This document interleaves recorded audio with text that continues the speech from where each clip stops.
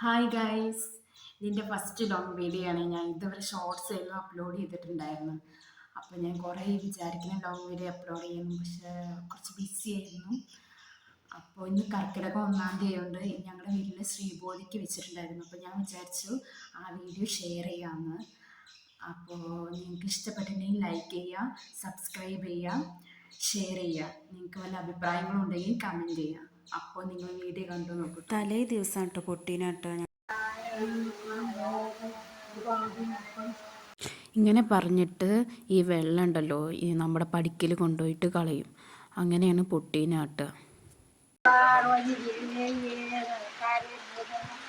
എനിക്കാരും തന്നതല്ല, ഞാനകത്ത് ഞങ്ങളുടെ വീട്ടിലെ അമ്മയാണ് കേട്ടോ ശ്രീബോധിക്ക് വെക്കുക. ആദ്യം തന്നെ അമ്മ കുളിച്ചിട്ട് വിളക്കൊളുത്തും.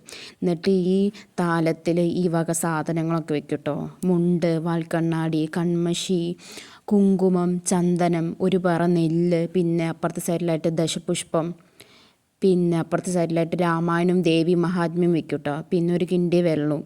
എല്ലാ കൊല്ലവും ഞങ്ങളുടെ വീട്ടിൽ ശ്രീബോധിക്ക് വെക്കാറുണ്ട് കേട്ടോ. ഗൈസ്, നമുക്ക് അമ്മമ്മോട് ചോദിക്കാം എന്തിനാണ് ശ്രീബോധിക്ക് വെക്കണതെന്ന്. അപ്പം നമുക്ക് അമ്മമ്മയുടെ അടുത്തേക്ക് പോകാട്ടോ. അമ്മമ്മേ, ഞാൻ കാര്യം ചോദിക്കട്ടെ, നമ്മൾ എന്തിനാ ശ്രീബോധിക്ക് വെക്കണേ? കർക്കിടക മാസം ഒരു ചൈത്ര മാസമായിട്ടാണ് കണക്കാക്കുന്നത്.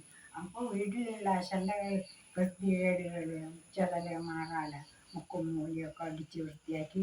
പഴയ കാലത്ത് പാറ എന്ന് പറഞ്ഞൊരു ചെടിയുണ്ട്, അതിൻ്റെ ഇല കൊണ്ടൊന്ന് അരച്ച് കട്ടിലൊക്കെ അരച്ച് കഴുകി വൃത്തിയാക്കും.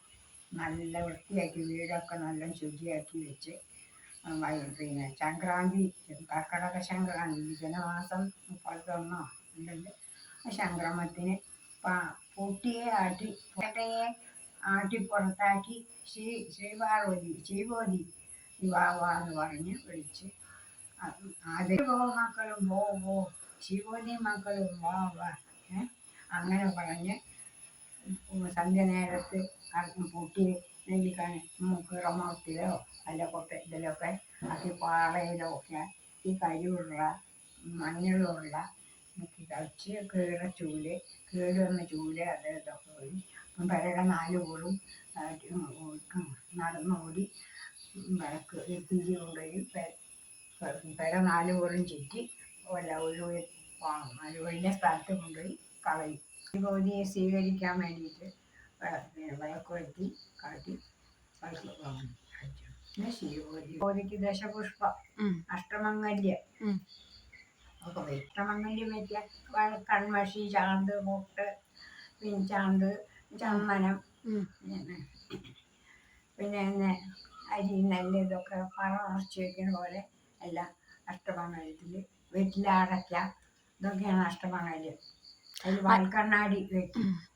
വാൽക്കണ്ണാടി വെച്ച് ശിവബോധിക്ക് വെച്ച് നൂറാം ദശപുഷ്പം പൊട്ടിച്ച് കൊണ്ടുവന്ന് വെച്ചിരുന്നു. അത് 1-ാം തീയതി അവിടെ വെച്ച് വിളക്ക് എത്തിച്ച് അത് വെച്ച് ഒരു പൂജ പോലെയാണത്. 30 ദിവസം, ഈ കർക്കിടക 30 ദിവസം നമ്മൾ ഈ ശിവബോധി വയ്ക്കും. രാവിലെ വയ്ക്കും, പിറ്റേ ദിവസം അത് എടുത്ത് കളഞ്ഞ് പുതിയത് വയ്ക്കുക ദശപുഷ്പം. അങ്ങനെ വിളക്കൊക്കെ എത്തിച്ച് അതൊരു ആചാരം. രാമായണ മാസം രാമായണം വായിക്കുന്നത് ഒരു ശ്രീത്താണ്, ഐശ്വര്യാണ്, ഭഗവാനെ സ്തുതിക്കുന്നു. അമ്മ നാളേക്കുള്ള പത്തിലത്തോരനുള്ളത് നന്നാക്കുക. ഇതെന്താമ്മേ? കഴുതാമ. അമ്മമ്മേ, എന്തിനാ നമ്മൾ പത്തിലത്തോരൻ വെക്കണ്? എന്തൊരു കഥ ഇല്ലേ അതിന്? തിരുവാരഞ്ഞാറ്റയില് ഒരു ദിവസം അമൃത് പെയ്യുന്നവരാണ് ദേവേന്ദ്രൻ അമൃത് പെയ്യിക്കുന്നത്. അപ്പൊ ആ ഏതിലയിലാ വീഴാന്ന് നമുക്കറിയില്ലല്ലോ. അപ്പൊ ഏതെങ്കിലും ഒരു 10 ഇല നമ്മള് 10 ഇല വെക്കുക.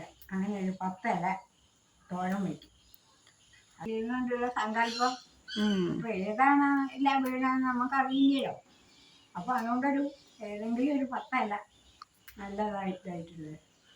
കർക്കിടക മാസത്തിൽ 30 വെള്ളിയാഴ്ച ദിവസം വളരെ വിശേഷ ദിവസമാണ്. അന്നാണ് നമ്മൾ 10 ഇല വയ്ക്കുക. കടല, പയറില, മത്തനില, കുമ്പളത്തിൻ്റെ ഇല, ചേന, കഴുതാമ, പയറിനെ കൊടുത്തുക, നല്ലൊരു ഇത് നെല്ലിത്തുക പറയും. ചിലര് കൊടുത്തുക പറയും. പിന്നെ ഒരു പച്ച നനുക്കുനന്ദൻ എന്ന് പറഞ്ഞിട്ടൊരു ഇലയുണ്ട്. അങ്ങനെ എല്ലാം കൂടി ഒരു 10 ഇല അത് വെച്ച് അതൊക്കെ നുള്ളി കൊണ്ടുവന്ന് വൃത്തിയാക്കി അരിഞ്ഞു വരുന്ന പത്തിലത്തോരൻ നല്ലതാണത്. അതല്ലേ പറയുന്നത് നല്ലതാണ്, ഔഷധ ഗുണം ഉണ്ടെന്നാണ് സങ്കല്പം. നാളെ കേട്ടോ നമ്മൾ പത്തിലത്തോരൻ വെക്കണത്. അപ്പോൾ ഞാൻ അതിൻ്റെ റെസിപ്പി ഞാൻ നാളെ യൂട്യൂബിൽ ഷെയർ ചെയ്യാം. അപ്പോൾ ബൈ.